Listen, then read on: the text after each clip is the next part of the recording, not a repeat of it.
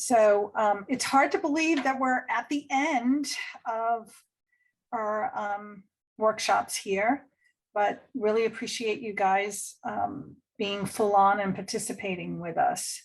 So I think we're by now pretty familiar with what our ground rules are. So I'm not going to go over those unless there's any questions about it. No? Okay.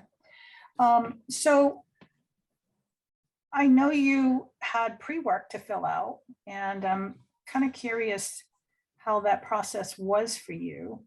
But before we get into that, I want to ask each of you what you think your superpower is, your genius.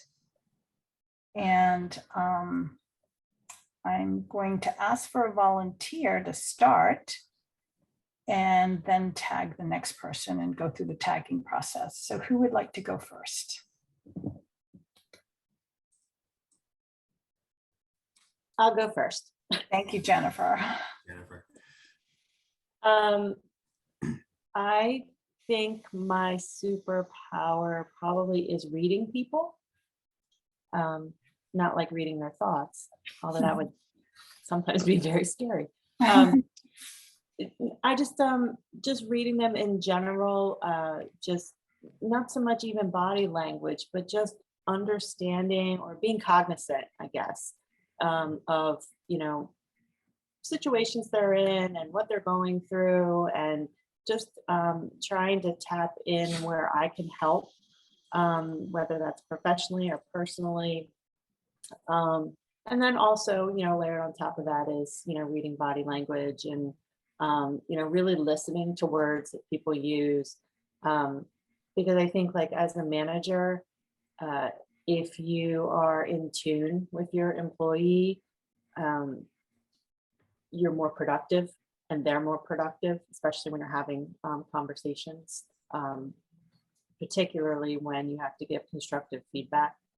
So I would say reading people, and that's, professionally and personally too. I tag Megan. Thanks. So I wrote down that my genius, I guess, is being attentive to detail, identifying efficiencies, and being able to explain technical information in an approachable way.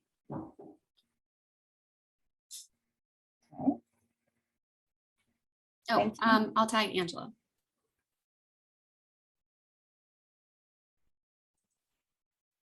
Good morning. So I think one thing I can do sometimes is see a different approach or a third approach. So instead of sort of like alternatives. So instead of saying, this is what we need to do, or you're right, this is what we need to do, trying to listen to those competing interests and maybe identifying a third path and a different path forward. And Amanda?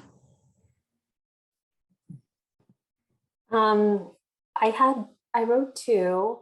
The first is that I love doing social science research, which is my job. And I think of it like making art, that it's a creative process, that you're building something from the ground up. And second is that my second superpower, I didn't really put in the right words, but caring about social justice and wanting to make a difference in the world. Who hasn't gone yet? Is that it? That's it, because we're a skeleton crew right now. Well, thanks for sharing that. We're going to talk a little bit more about building your unique professional value statement, and John is going to talk about that. I'm going to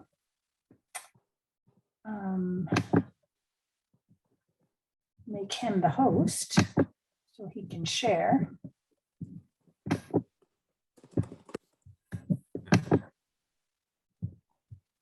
And I don't know if Vita does come in, if you'll have to look to admit her, because I don't know what happened, but she was supposed to be here. If she comes in and I don't see her and she messages you, just Okay, interrupt and we'll go from there. okay. All right. All yours, John. All right. This is without question one of, if not the most favorite strategy out of the 6 for me. And we saved it for this point because obviously there's a lot of work that we've done with the other 4 strategies. But when I talk with people about how we use our genius and how that connects into our brand, or as Cheryl describes it, our executive presence, getting this locked down as best as we can really helps us show up from this place of value and service. I cannot promise you in any way, shape, or form that you are going to leave today and feel as if you are 100% confident in your unique professional value statement and have all that. It's fluid, it changes, it can be circumstantial, but we started off by talking about your superpower because there's something you're really good at.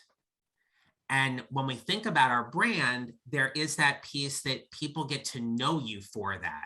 So whether you are an empathetic leader, you know how to read the room, you're really good at creating strategy or seeing different perspectives, there is something right now that as a person, as a professional, as a leader, you are known for. And what we want to do today is help you hone this in more specifically into what I like to call a unique professional value statement. I'm going to, no, I heard a ding. Is that somebody? Okay, I think we're all good. Okay. I'm going to share with you a diagram that is a little different than, well, it is different than what was on your worksheet. I spend a lot of time with my clients on this because it's just something that has to develop, right? So this graphic, if you will, is going to put things in a slightly different perspective as we build this bit by bit. All right. So the first thing here is this one circle. And in this circle, I want you to put in, and you can draw this out or you can look at your worksheet however you want, but I want you to think about who it is that you help. Now, one of the biggest hurdles that heart-centered leaders in professionals face is that they just want to help everybody. We know that's physically impossible. There's some group or some people at work that you help. It may be an internal client. It may be an external client. It may be a certain department. So whatever that is, I want you to think about who it is that you help and get as specific as possible as you can with who it is that you help.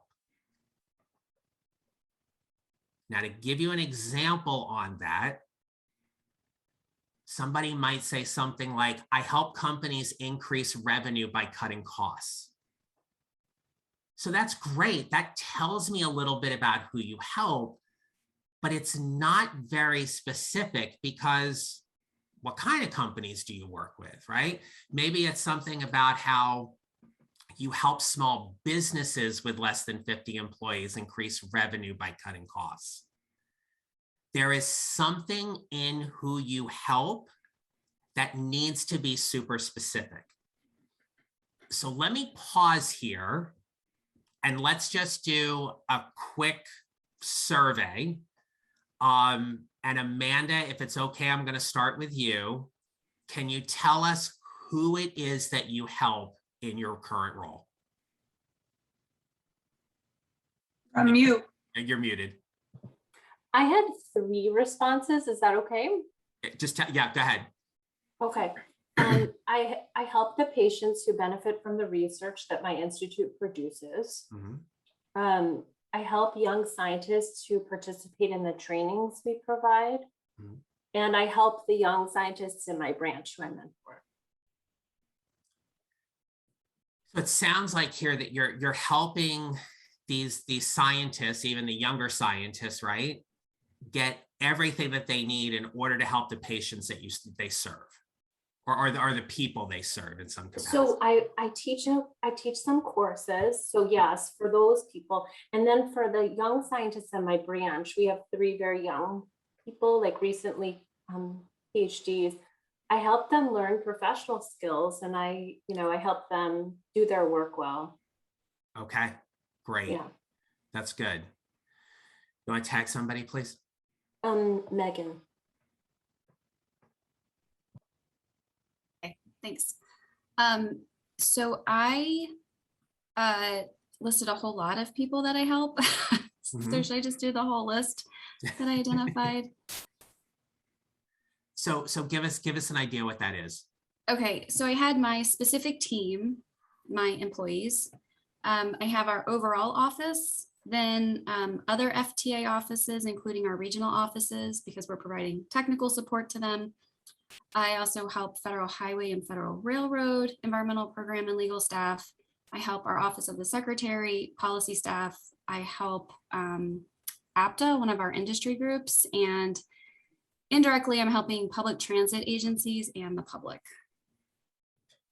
Is there a way you could generalize or categorize all those people into one particular group?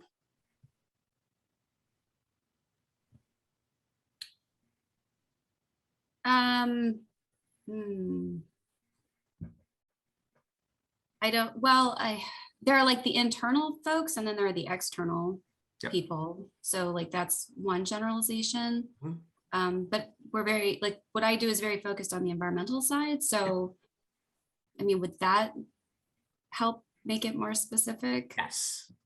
Okay. Right. So in the larger picture of this for everybody, this is going to be something you're going to communicate. Okay. You want the statement to be as clear as possible, because you want the person on the other side that's going to be hearing this have a very clear and specific knowledge or understanding or comprehension about what it is that you do. So that's kind of the larger goal in this. So Okay. it's so easy for everybody at first to just think, well, I help this group and this group and this group. Even if it's just, I help my internal partners do this, I help my external partners do that, is a big step. Yeah. So that's good. Can you tag somebody, please? Oh, yes. I'll tag Jennifer.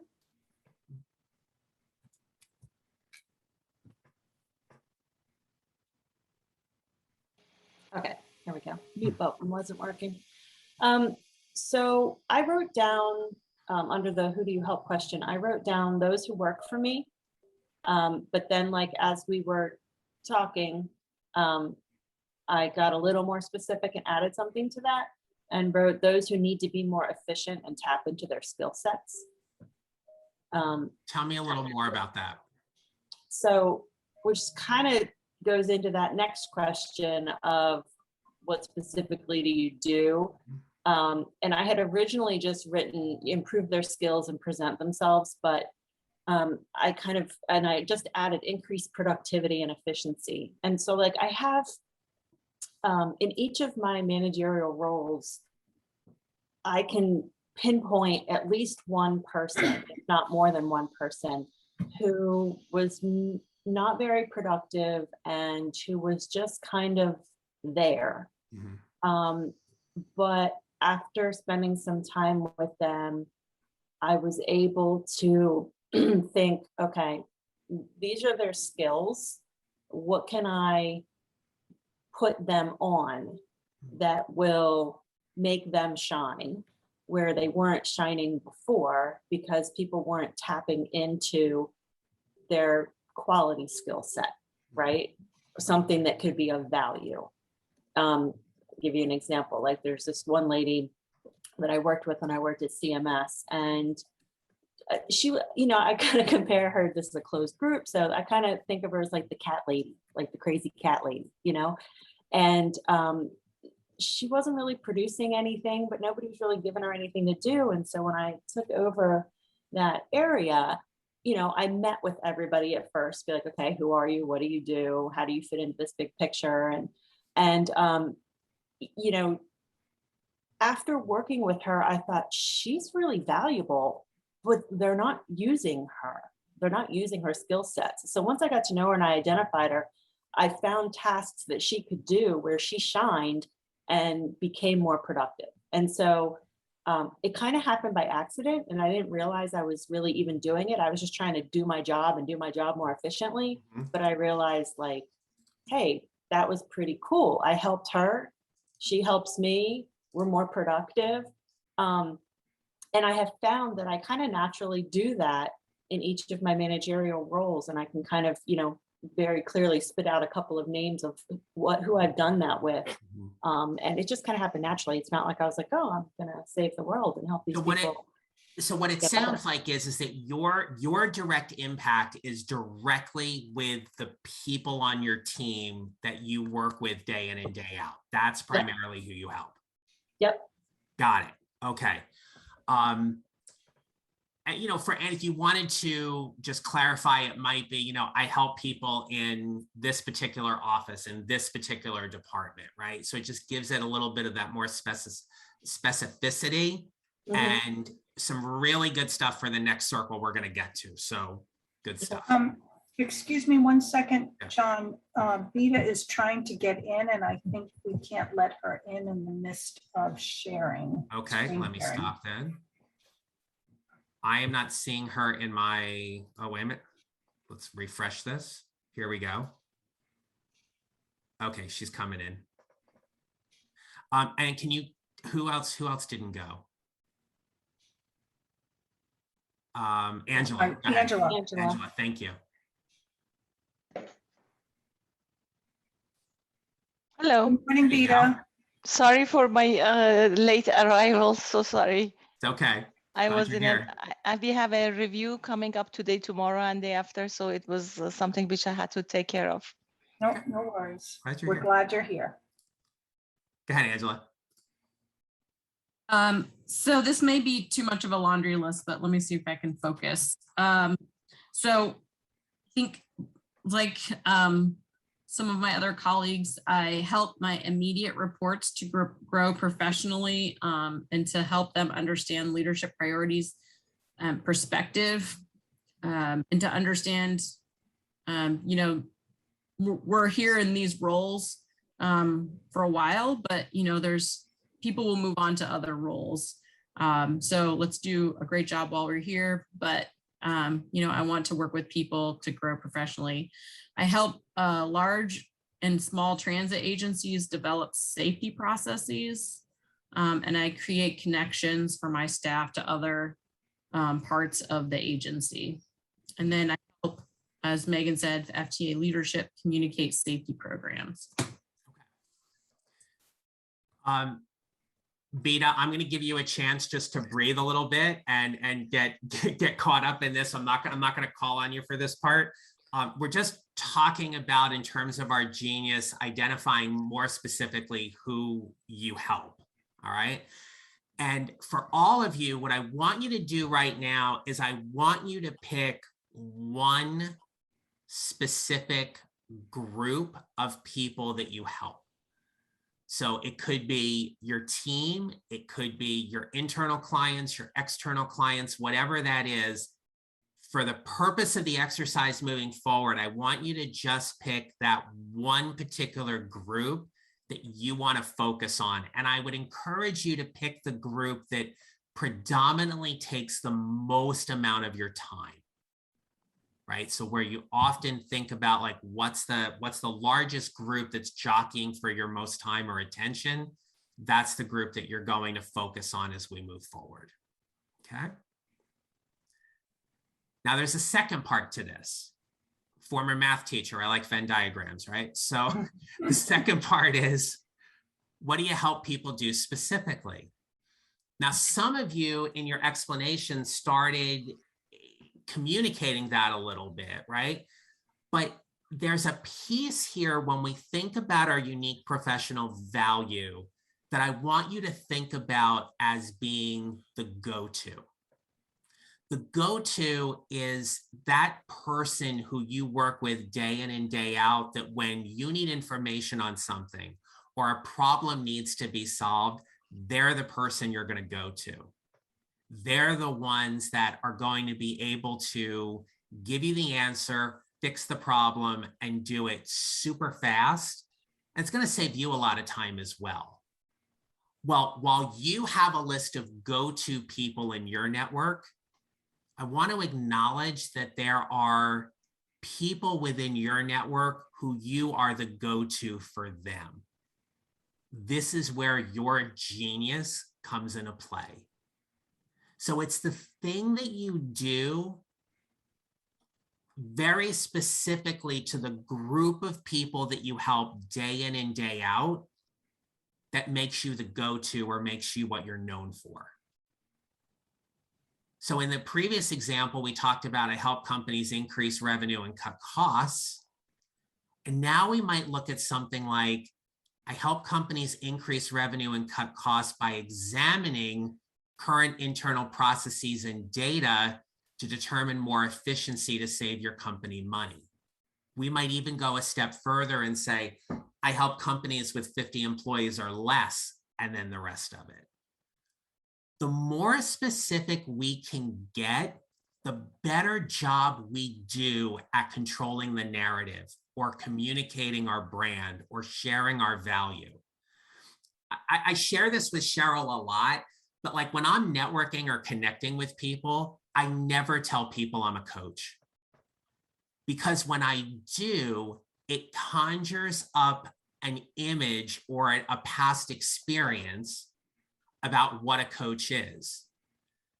Side note, when I was working with a previous organization and I had to get approval for an outside working agreement to start my coaching practice full time, when my executive vice president looked at the paperwork and saw that I was going to be a coach, he thought I was going to be a basketball coach. I'm 5'8" and I bowl. The last thing I do is throw a basketball. Okay. So I was like, hey, big lesson learned. Like I need to be a little bit better about controlling the narrative. What I tell people when they say to me, what do I do? I say, I help mid-career professionals prepare, position, and promote who they are and what they do so they can show up to find a job they love or love the job they have. At that point, the other person may say something like, oh, so you're a coach. They can say that, but I've already planted the seed in terms of sharing exactly what it is that I do. When you're connecting, when you're networking, or even if at a point in time when you go to interview for that internal promotion or that next job, communicating your unique professional value is the thing you are going to lead with, especially when asked, tell me about yourself. So when you pair up this idea about who do you help and what do you help people do specifically, the last piece in this is really very personal, because what it is why is the work important to you? There's a passion or a drive that all of you have that allow you to show up day in and day out to serve the organizations, the agencies, the people you work with day in and day out. That is a huge element of your genius.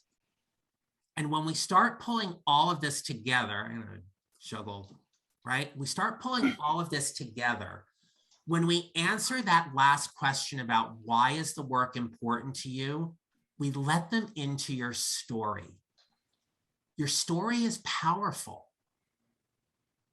And in that, what this does is it gets somebody interested in learning more about you. We're all interesting people. There's all things that we do professionally and personally that's going to make us interesting. If I can get somebody interested in learning more about me, now I've got a deeper connection. Now I get them in and I get them curious and interested in learning more about why my genius may be of a need or of value to them. When we put all this together, and I'm going to give you a little bit of time here to just fine tune your messaging before we share it. In the intersection of these three circles is right there. That's your unique professional value. That's where all of this comes together. So I might say something like, I help mid-career professionals prepare, position, and promote who they are and what they do so they can show up to find a job they love or love the job they have. And I do this kind of work because I remember throughout my career how awful I felt when I was frustrated or unsure or at that crossroads about what it is I was trying to figure out and do next. And if I can help somebody navigate that journey a little bit easier, I get to do some of my best work. That took maybe 20 to 30 seconds. That's all it takes. It doesn't need to be a long diatribe in any way, shape, or form when we go to communicate our value, because you want them to get curious and ask more questions. Here's the other piece to this before we start playing a little bit and debriefing on this. It's not a pitch. If you want to pitch, go on Shark Tank. It's a great show. I hope you make a ton of money, right? But so often we hear like, you got to pitch yourself. You got to pitch because, you know, people, when I'm pitching, I'm selling, right? A pitch is quick and to the point. It's going to answer, who are you? What do you do? And what do you want? A unique professional value statement is different. It comes from a place of value and service, because we start off communicating our UPVS with, I help. Do that in an interview, and you will already be ahead of about 95% of the people who've applied for that job, because I guarantee you they're not going to start off their answer that way. And that hiring manager is going to perk their ears up and go, okay. We come from this place of value and service by answering all of these three questions. It is the difference between what you want versus how you can help. And when we access and we use our genius day in and day out, we get to help. That's why our genius is so important. Let me pause. What questions or things are coming up for you that you want some clarity on before we share the unique professional value statements?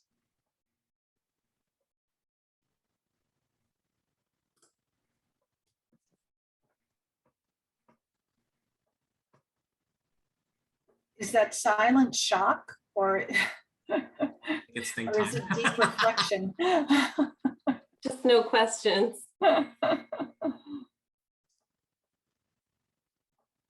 So does somebody have I mean, look, we're not expecting this to be perfect in any way, shape, or form, right?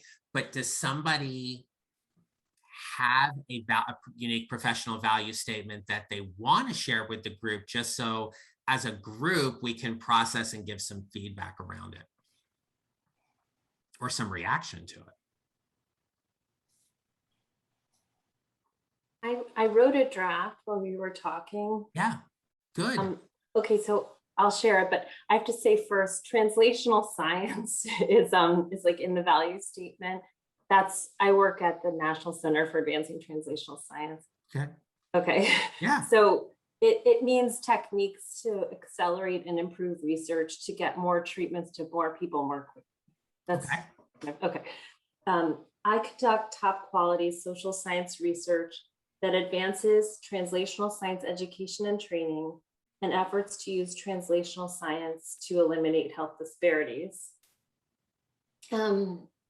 I do this work to improve translational science to get more treatments and cures to more people with more equity. I really like that. And thank you for the clarification on translational science, because I wouldn't have known that. So I know it sounds like how to translate from one language to another. See, when we're talking within our own circles, you know, that's where there's going to be some familiarity, right? If we're talking to somebody who may not understand it, there is that opportunity to clarify a little bit. The thing that I would ask you to go back and take a look at, though, is I didn't hear the word help in any of that. Okay. The help the help just triggers the brain very differently. Right? So is there a place where help might be able to come in there? Oh yeah, Okay. absolutely. Yeah. Yeah. Where do you think it fits? I conduct top quality social science research to help improve translational science education and training and translational science that works to eliminate health disparities. Yeah. Right. Now imagine you're at a holiday party in a few weeks or a couple months, right? And somebody comes up to you and they say, "What do you do?" Right? Yeah, this is the problem. This only works with people like where I work. And that's why I gave the translational science definition, right? So usually I say, I work for an agency that invests in accelerating and improving the research process to get more treatments to more people more quickly. Yeah. So now let's just tweak that a little bit and say, Okay. I help my agency. Okay. Right. So I conduct social science research that helps my agency improve the research, the biomedical research process to get more treatments to poor people more.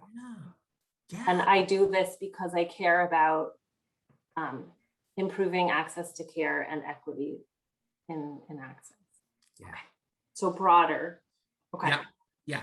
It's still specific, but it gives that little, it's almost like you're doing this, like you're finding a way to pull them in a little bit, which is what our value statements do. It pulls people in a little bit closer to let them in a little bit more about what we do. I think what I find so hard is there's so much jargon. Mm-hmm. Like just translational science itself Mm-hmm. is jargon, and there's actually like debates about how to define it and stuff. Sure. And when you said, cocktail party, it was like, oh God, so I tend to go with the more treatments for more people more quickly. And that was the old tagline of the agency. Yeah, it just, it's challenging. It's challenging because, people don't even know what social science research means. Like it's very hard to, but the point is, I guess, to communicate with people who would know a little bit, right? Yeah, and even if it was somebody who may not be as familiar, there's ways we can change the language a little bit so it's more relatable. Right. Another example that I often use is, if somebody came up to you and said, "I'm an attorney," well, you'd be like, all right, well, what kind of attorney, right? Is it a tax attorney? Is it a divorce attorney? Is it a mergers and acquisitions attorney? Right. And I remember talking to someone one time who was an attorney, and they were like, when you like driving down the highway and you speed really fast, I help you get out of your ticket. I was like, okay. Like, so it's that kind of thing where if we make it a little more relatable or even tangible, we can pull them in a little bit. Okay. Yeah. So like, I care about making sure that people who have diseases without many treatment options get better treatment options to improve their health. And I care that that's delivered to all people equitably. Yes. Okay. Nicely done. That- Yes. That sounds great. I think the thing that John is saying, and I think you did a really good job, Amanda, of trimming this down, is how what you just said sounds good, but you could probably trim it even a little bit more, some of the words, because the important thing is you want to be comfortable when you're at this, cocktail party that you're going to be going to, and saying your unique professional value statement in a way that it doesn't sound like it's such a diatribe that it's hard to get it all out. Plus, who your audience is, you want to hook them in so that they understand what you're saying. And if you keep saying a whole lot, you may lose them. So, but I think you really got it so close. It's just fine tuning. So I think for everyone else, I'm not sure if you've been jotting things down as we've been talking here and how you feel at this point about sharing your unique professional value statement. So should we just go around, John, and ask everyone? Yeah, like, does anybody want to go next, just in terms of sharing and getting some feedback from Cheryl and me on this, or the rest of the group? I did not write. Oh, okay. I see a hand raised. Sorry. You can go, Megan. Oh, there she is. Okay. Okay, or I can wait, either way. I was going to say I did not write anything, but I can talk, but you can go and I'll go after you. Okay, so, well, I have one question for you, Cheryl, because we Sure. spent a lot of time coming up with my golden circle. So I'm wondering, is the golden circle similar to this value statement, or how are they different? That's a great question. And actually, when John and I first started talking about this, I said to him, oh, this is very similar to Simon Sinek's Finding Your Why. I think the difference is that this is value centric. So it's your unique professional value statement. So while it does intersect a little bit, it really is very key about your values and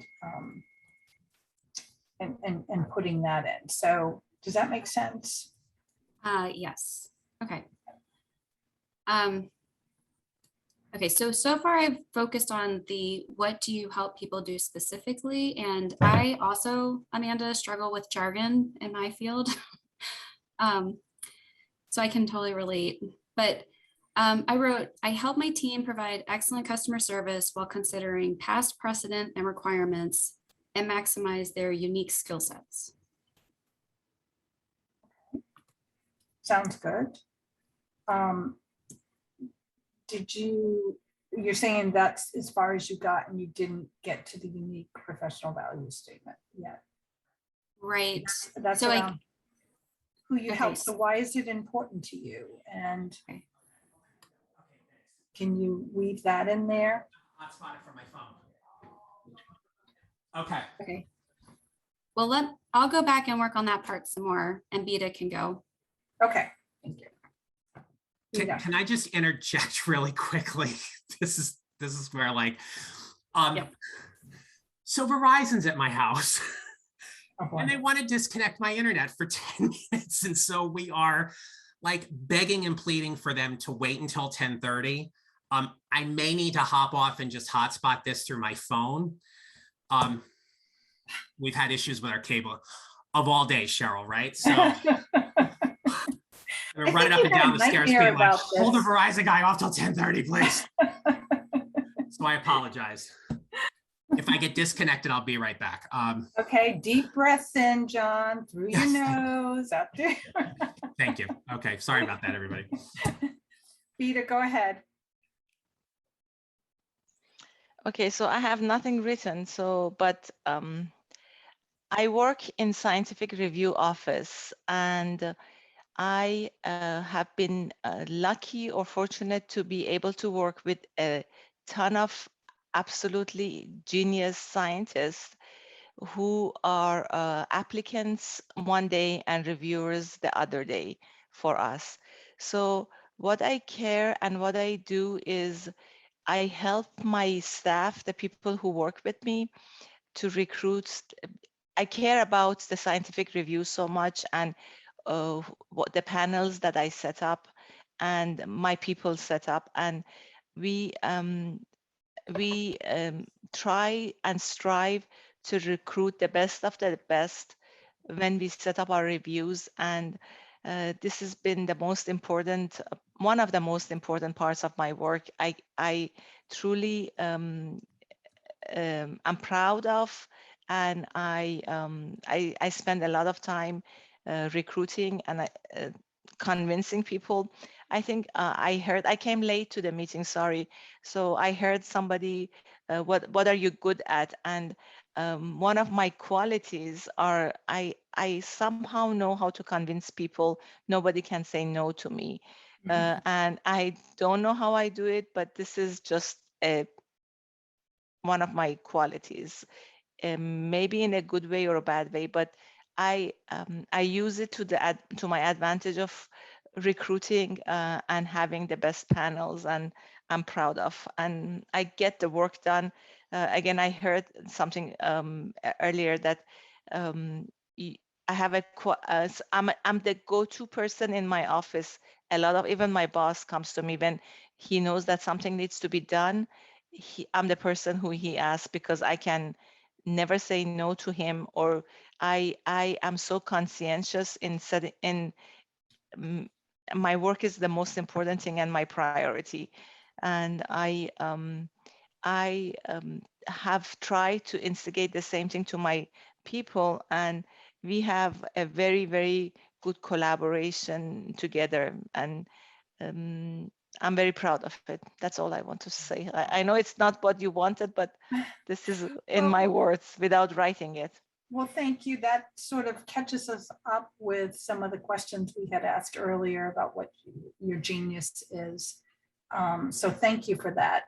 I think what we were really focusing on is part of your pre-work and the sheet around using your genius, and the first 3 questions: who do you help? What do you help them do specifically? And why is this work important to you? So John took us through, though he showed us this by using a Venn diagram of circles, and then asked everyone to sort of pull that together in a more succinct way to come up with your unique value statement. So whatever you wrote on that paper, and then with what you've heard, how you can put that all together in a more succinct way. And some people, when they wrote down who did they help, they wrote a whole list of people, but we wanted it to be more generic. Not every single person you help, but how can you put that in a more generic way, and then talk about it a little more specifically without it being too much of a diatribe. So, so thanks for sharing that, Beta. We'll circle back. Who do you tag? Amanda. Oh, you went already. Yes. I did go I'm already. sorry, Megan. problem. Megan. Megan already did. It's good to see your face, by the way. Thanks. I don't think I'm quite ready for the overall statement yet. I'm still working on it. So Angela, do you want to go?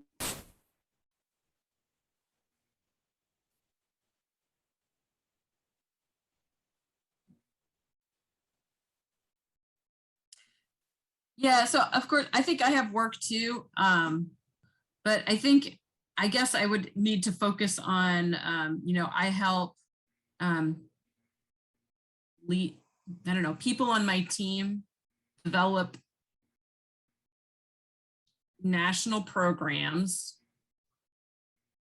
allow a range of large and small organizations, implement safety programs and practices that are important to their community. And that work is important to me because it involves more people and organizations in a safety culture and safety conversation, and it saves lives. Actually, Angela, that sounds really good. You read it very tentatively, like you Okay, weren't. no, I just made it up. I didn't write, I need to write that down, so I'll have to listen to the recording later. Well, you did a good job on the fly, so I hope it's still in your head. Yeah. So why don't you say that one more time? And say it this time with some confidence and conviction, like you're really sure that this is what you do. So you started off with, I help staff to develop. Yeah, so I help a team develop a national safety program that is flexible for large and small organizations to advance or incorporate more people in a safety culture, a safety conversation, which saves lives. I mean, I could say it improves safety, but ultimately having more people aware of safety practices and programs, that saves lives. Why is this important to you?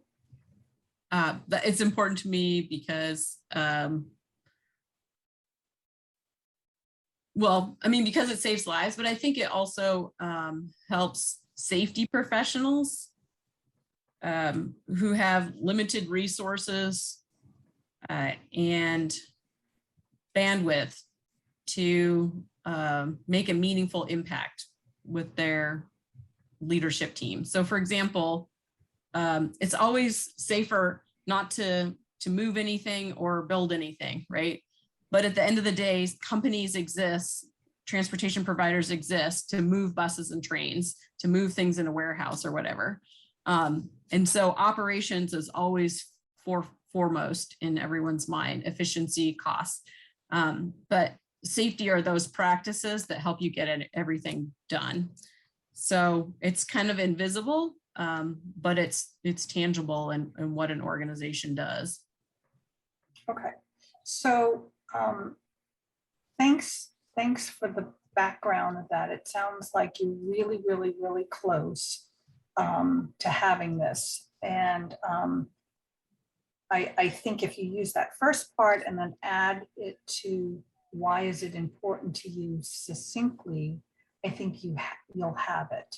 So Okay. I want you to kind of jot that down, and in the meantime, tag someone else so that you have time to kind of commit that to paper, and we'll hear from someone else. But thanks, Angela. Jennifer? Okay. I think mine's still a little bit clunky, but Okay. I help those who work for and with me increase their productivity and promote their best skills, which is important. Well, this is the part that I'm not sure. And thereby the team's efficiency, and thereby the team's efficiency is increased, but that's the part I'm not sure how to say. Can you repeat it again, please? I help those who work for and with me increase their productivity and promote their best skills, which thereby increases the team's efficiency. Okay. After promote their best skills, put in so they can.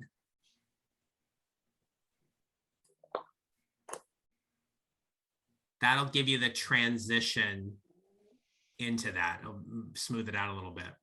I help those who work for and with me increase their productivity and promote their best skills so they can help increase the team's efficiency.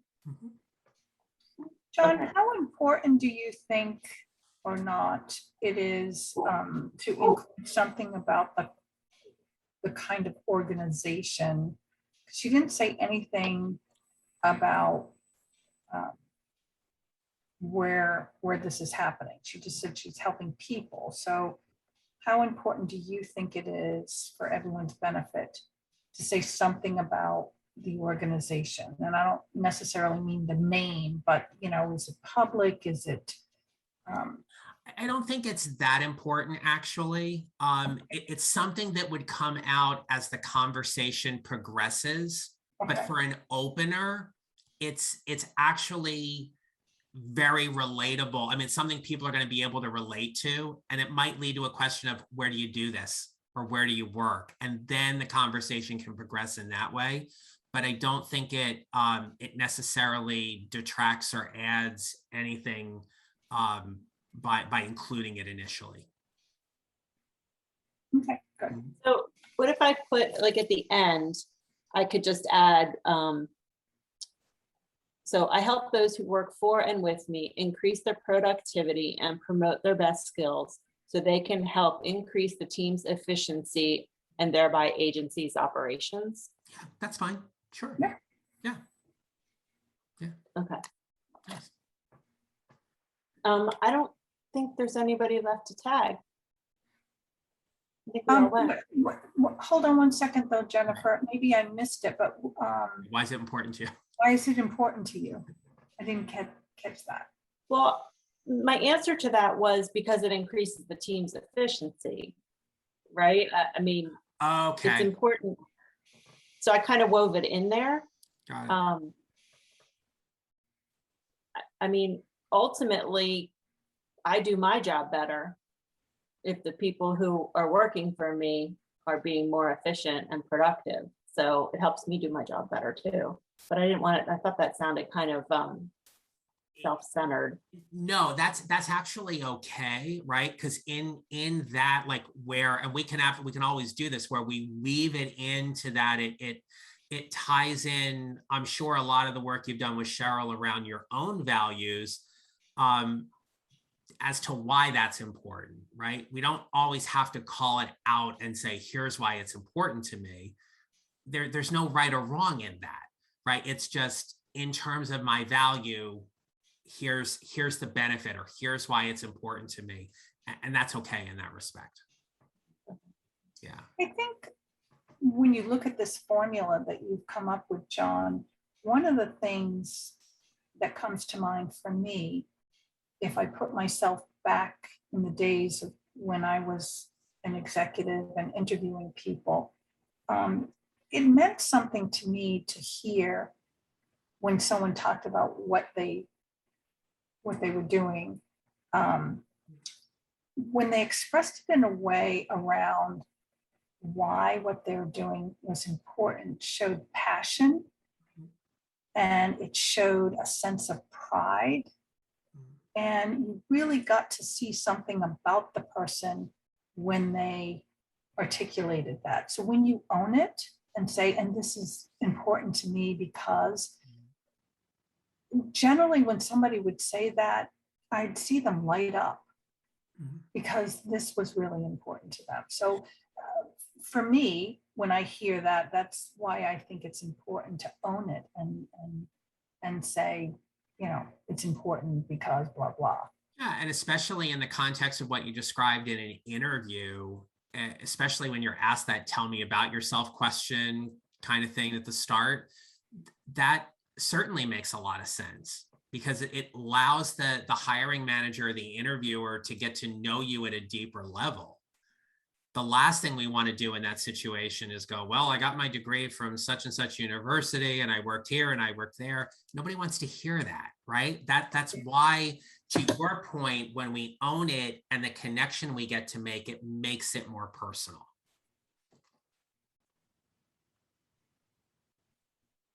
Yeah, absolutely. Yeah, that's a really good point.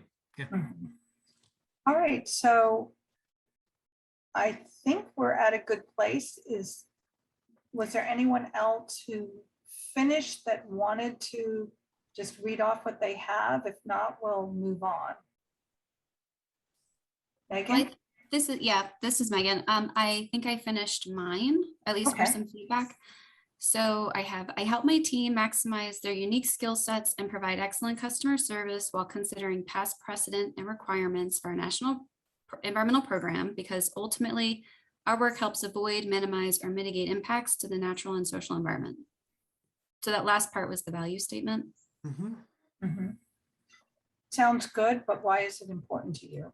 How would you show your passion in that personal, unique value statement? Yeah. Okay. Well, so I thought that's what I was doing when I said our work helps avoid impacts to the natural and social environment. Mhm. Mhm. Um, so maybe I'm being nitpicky, and if so, you guys can call me out. But what the point I was trying to make before about why is it important to you is really showing what, when you say that, you're talking about your organization and what the organization does, but you're not really telling me or the audience why you're passionate about this, why it's important. So that just to me puts the gravitas into this when your passion can shine through. So what you have is very good. I just think that part, and we've talked about this, Megan, in terms of what really, when we talked about your why and what really excites you and what really makes you get out of bed in the morning kind of thing. So just, why is it important? I think would just bring it to the next level. Okay. Okay. And so this was focused on my team. So is it correct that our value statements are going to be different when we start thinking about our different groups? Like the different customers or different who we work with question? Yeah, it can shift based on, like, you may have a value statement that's specific toward your internal clients versus your external ones. Okay. It's going to tie into when we start talking about brand and reputation, where there's going to be some alignment in all of that. Okay. Think of it more like that umbrella, where the value statement is kind of encompassing so much of what it is that you do. It's understandable, being that this is still new, that we kind of compartmentalize everything, right? There's certainly aspects of my work where my value in helping a one-on-one client is a little bit different on some level than if I were speaking in front of a room of 500 people. It could be similar in some ways, but it might shift the value just a little bit in terms of being a public speaker as opposed to a one-on-one coach. Does that help? Yes. Okay. Yeah. The other thing, just to clarify a little bit here, that transitional phrase, "so they can," right, can also hone in a little bit on the importance of things, right? So I love Cheryl's point about, like, being and owning more specifically about why that's important. That "so they can" may help smooth that transition just a little bit in there also. Yeah, because that ties into why it's important to you. Yep, that's good. Cheryl, Right. I think we're at a good point, especially in time, that we transition this over to protecting and promoting our brands. And I agree. I'll let you take it from here. Yeah, so I just wanted to quickly say, though, thank you for sharing those unique professional value statements and Yeah. working on it. It's not an easy thing to put that together in a way that doesn't sound clunky and that you're comfortable with. And I think everyone did a really good job. So just continue to tweak that until you feel like you've hit all that. So great. John, your hand is raised?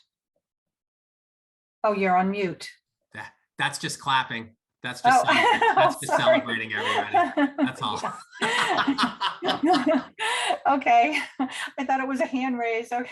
Yeah. All right, so we're going to move on now to the next topic. And you filled out the sheet on protecting and promoting your brand. So what I first wanted to talk about is your brand versus your reputation. So, there's the quote in there about your brand is what people say about you when you're not in the room, which is very true, but also your brand is what you also may show of yourself.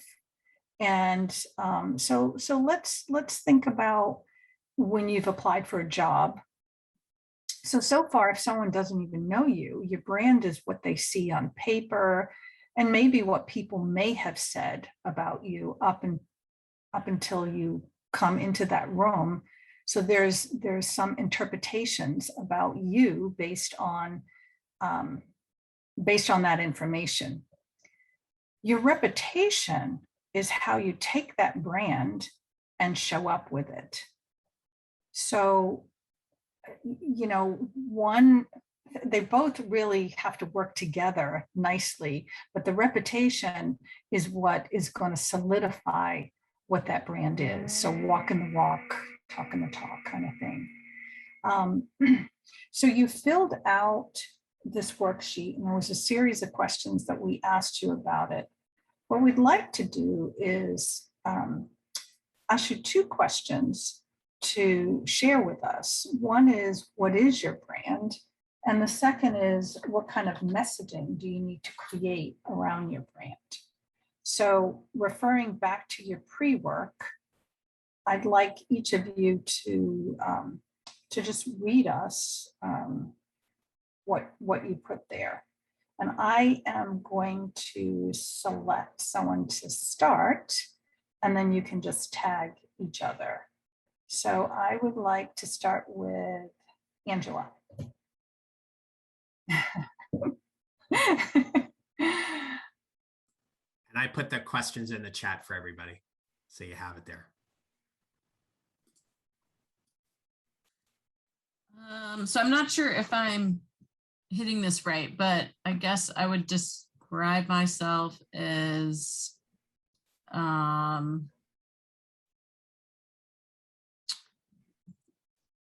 probably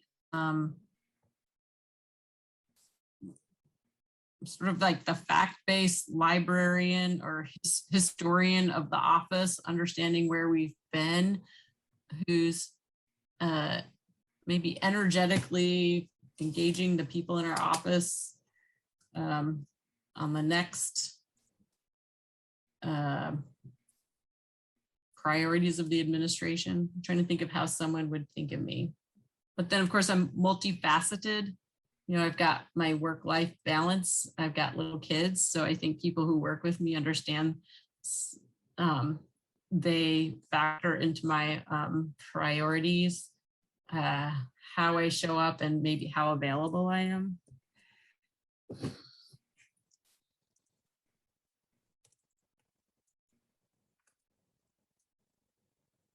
Okay.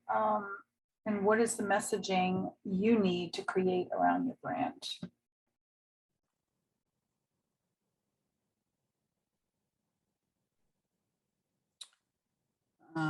Like the second question, how would I like to change the brand, or just how do No, I? it's down below on the sheet under messaging. However you answered that. Yeah, I don't know if there's a kind of message. I think, my professional statement would certainly help communicate what's important to me and my values. I think every little thing I do sort of messages one way or the other, good or bad, right? Angela's available, Angela's not available. Angela can answer a technical question or not, so. Well, remember what I just said about reputation and how it contributes to your brand. So your reputation is how you carry out that brand and making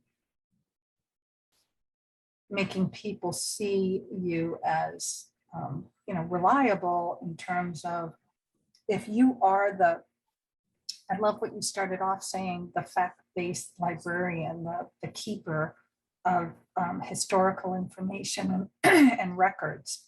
And if people, and that's probably more clearly defining your brand, at least at work, because the mother of young kids is a role, is a part of your life, but it's not necessarily your brand.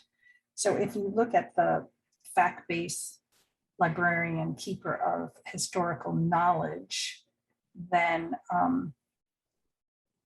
what is your messaging that you need to create around that brand?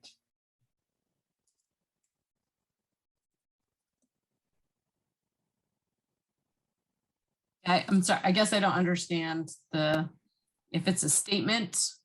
I think that's how people kind of see my value. John, did you want to say Can something? I? Yeah, go ahead. Go Yeah. ahead, Megan. Yeah, I was just gonna say, I struggled when I did the pre-work. I actually wrote, I don't know, in the messaging box because I just did not understand what was being asked, or like, I don't know how to craft a message. So maybe if we could get just some additional information Yeah, or some, let I don't me know, see if just I to can help. help you. Let me see if I can help you with that. And thanks for bringing that up. So if we think about your brand as what people say about you when you're not in the room, your reputation is how well you deliver on that. One of the most critical mistakes we can make in our career, in my opinion, is by thinking we know what the messaging is. In order for us to show up fully, it may mean having some very intentional conversations around what is your professional brand. And in doing so, what that means is finding a trusted colleague, finding a supervisor whom you trust, that you can open up a conversation with to say or ask them very specific questions about, what do people say about me? What do people say about the quality of my work? Where do people think I need to improve? And those are all things that factor into our brand as well as our reputation.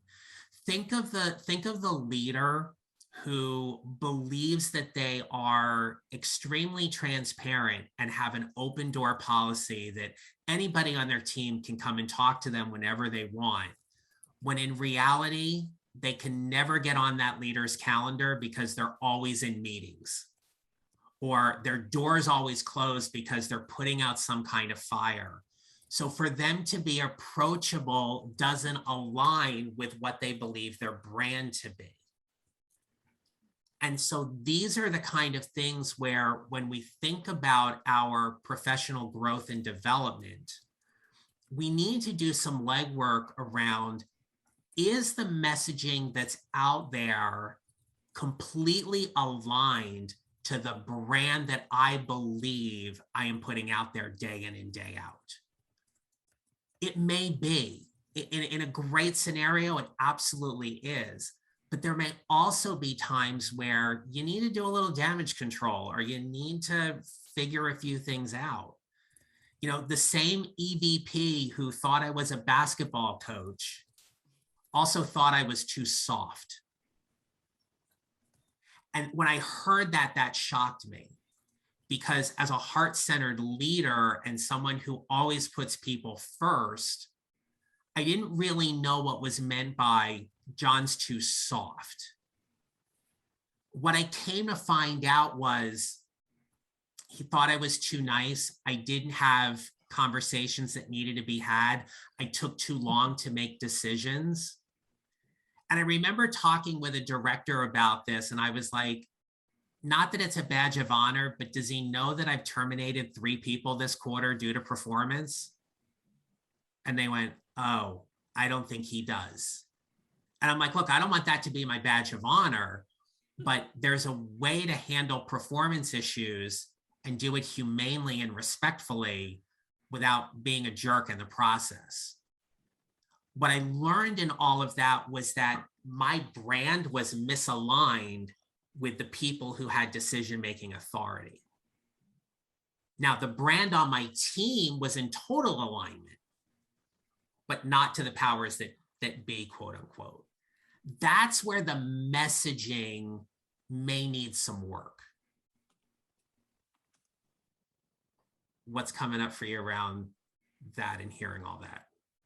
Yeah, so I think that's an important context. So I guess I would reflect, we did some 360 reviews, and it was interesting to feel like I'm not good at managing my boss, but actually my, my alignment with leadership was actually much better than with my direct reports. And so what that exposed to me was, the direct reports were sharing areas where I could work together. So, maybe this is a strength of mine, but there are other things I need to work on. So it's great to be known as the historic person where you can go get answers of why things are the way they are. There are absolutely other arenas where I need to grow and communicate much more. So. Yeah. If we look at something like, have any of you ever taken the Gallup Strengths Finders assessment? Cheryl, do you do that with everybody? Sure. Not with everyone, but I have Okay. done it with some of Yeah, my but it's clients. like for example, you might be someone who's known as being the great executor. Give you a task, you run with it, you get it done, and you're sitting there going, I'm really good at strategic thinking. Nobody sees that.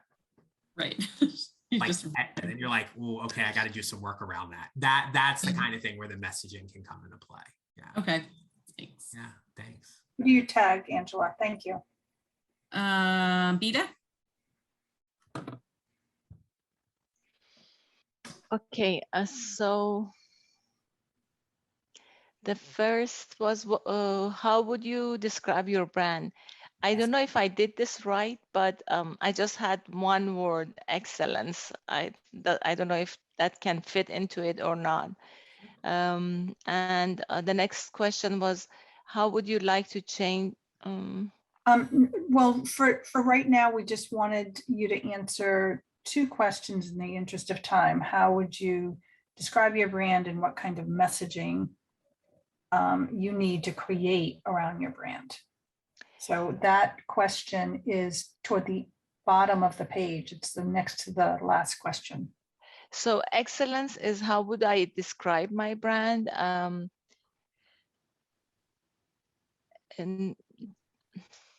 I don't know if this is the messaging, but just the logo we have is get the work done and get it done to the best of your ability.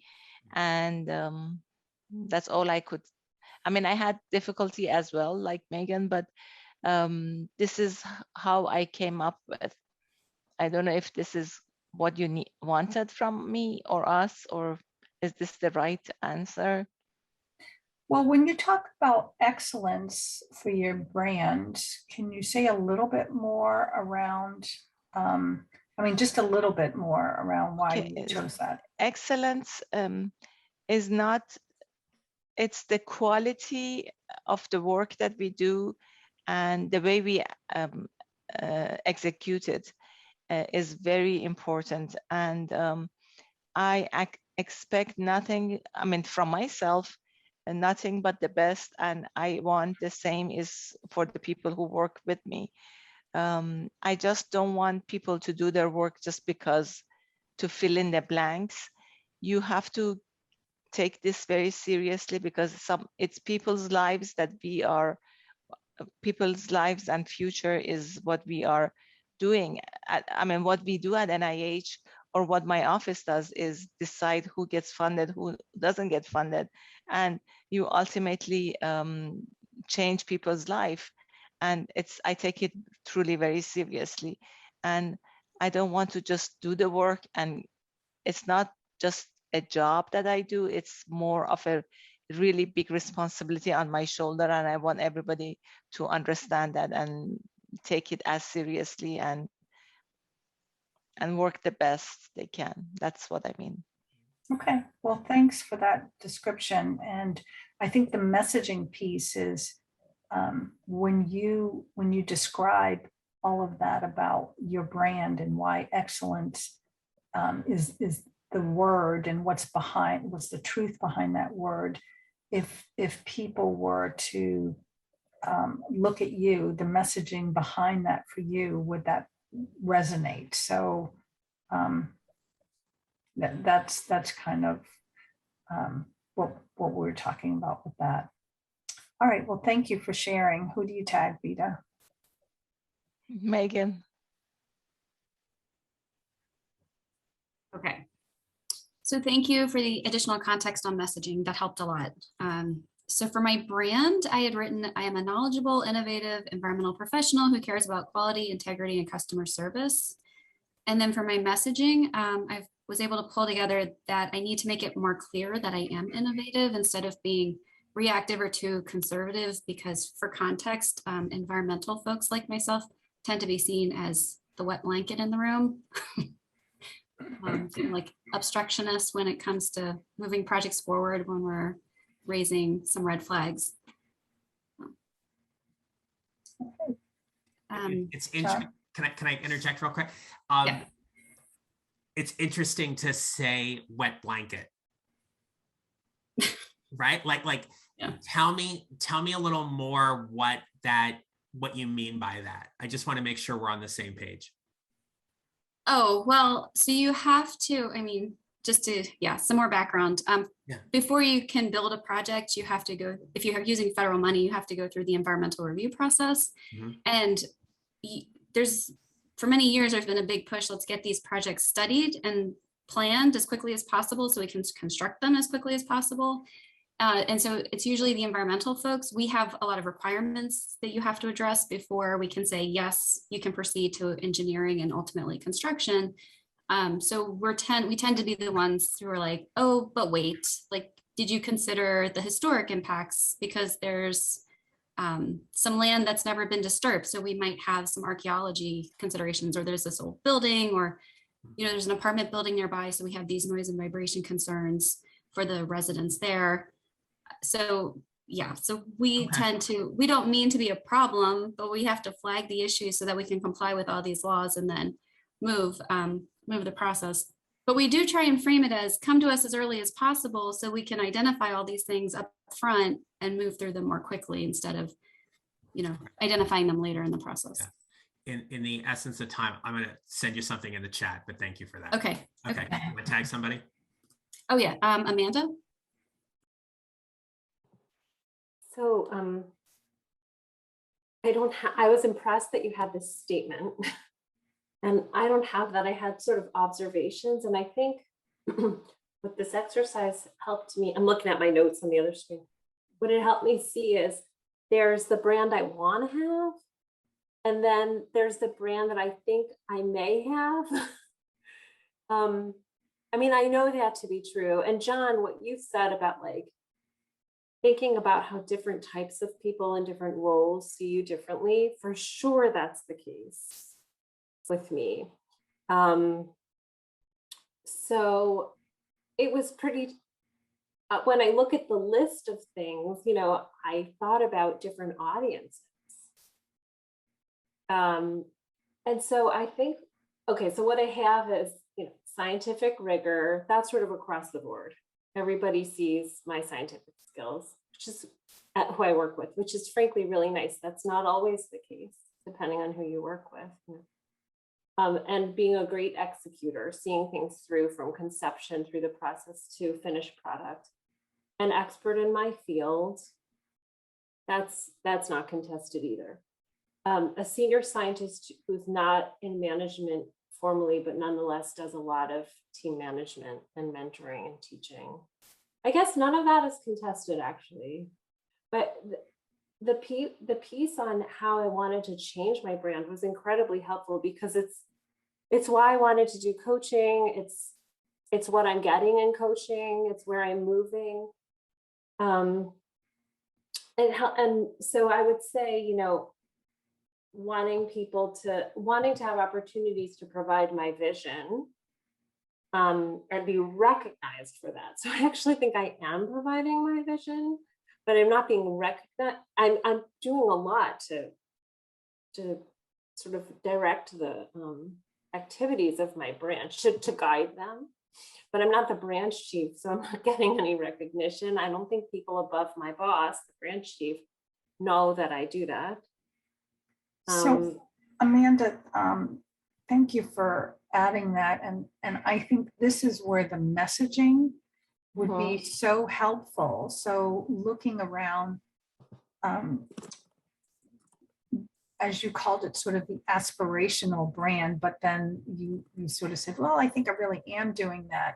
But because you don't believe you're seen as doing that, what kind of messaging is what you want to think about that you want to do in order for people to see you in the way? Who do you message to though?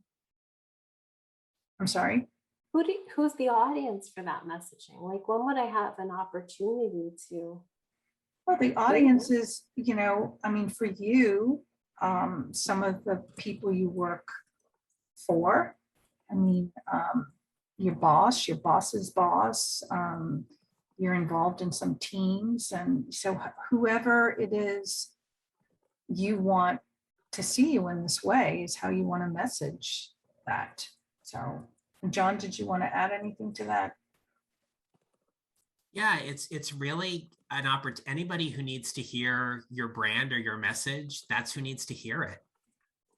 We need to be our biggest cheerleaders in that, our biggest advocates for our own growth and development and everything. So whoever needs to hear it, that's who needs to hear it. Right. So this isn't an all the time thing. It's a once in a while thing, but it's being ready. Well, and seizing opportunities for when you're in that moment and you can really shine the light on it. I mean, the funny thing is, we do this for our staff. We do this for other people. We lift them up and we, hold them in this light, but we don't do it for ourselves. And, we really need to,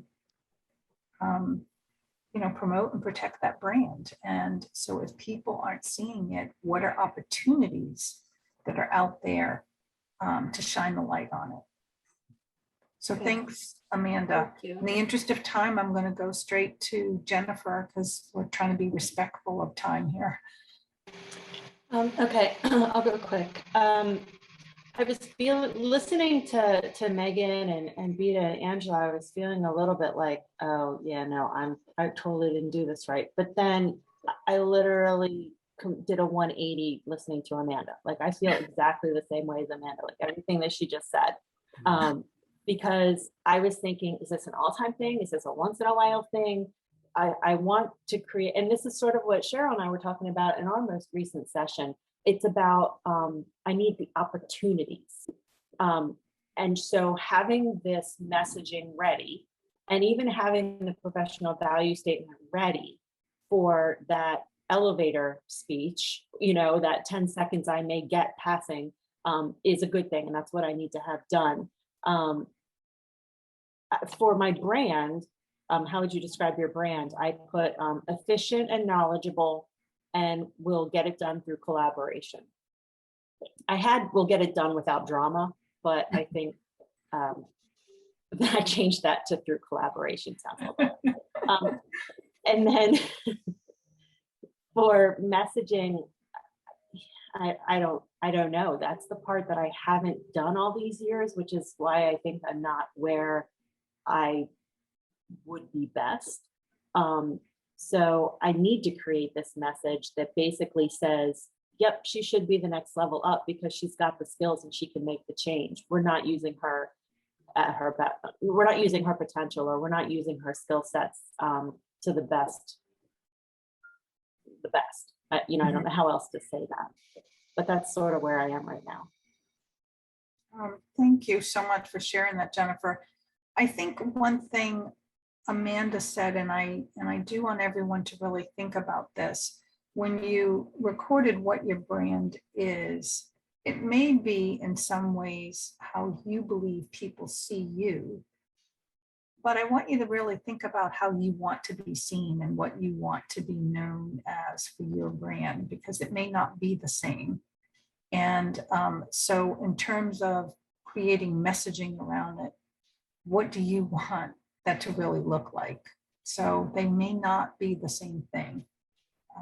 Yes, you may be known, Jennifer, as the person who gets things done, but there may be something else that you want to really be known as and create messaging around that. So give that some thought.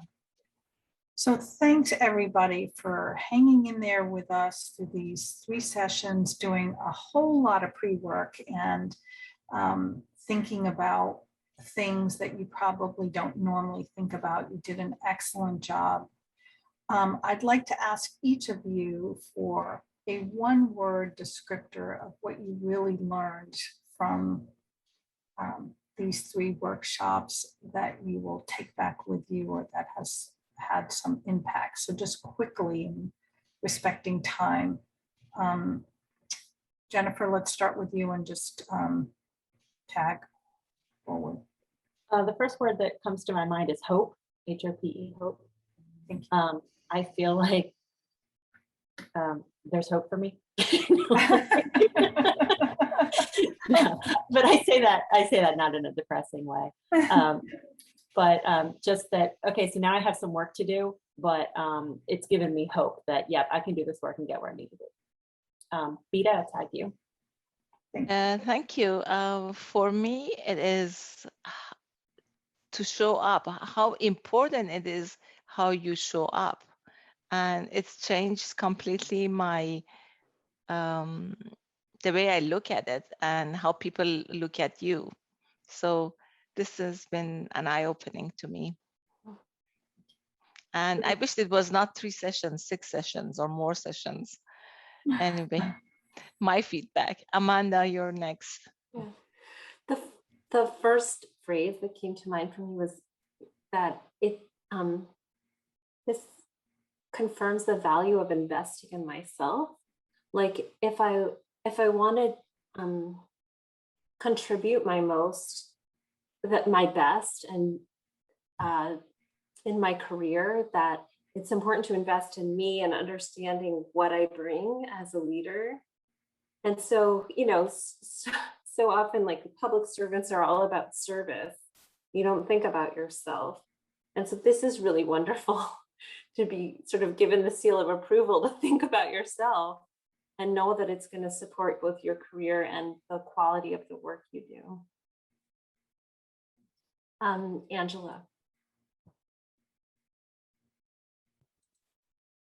Yeah, so the word I picked was focus, because I felt like, you know, we were kind of around it, but it kind of brought it all together, an action plan. So focus or connection.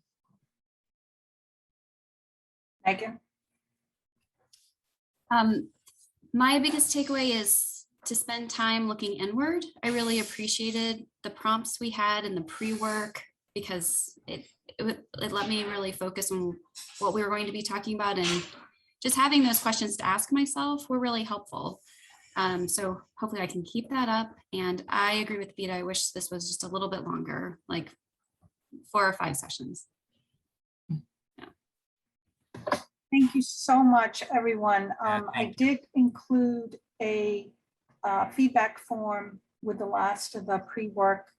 It would mean so much to John and I if you filled that out. We will take your feedback and certainly incorporate that. And John and I will be doing more workshops in the future, so stay tuned.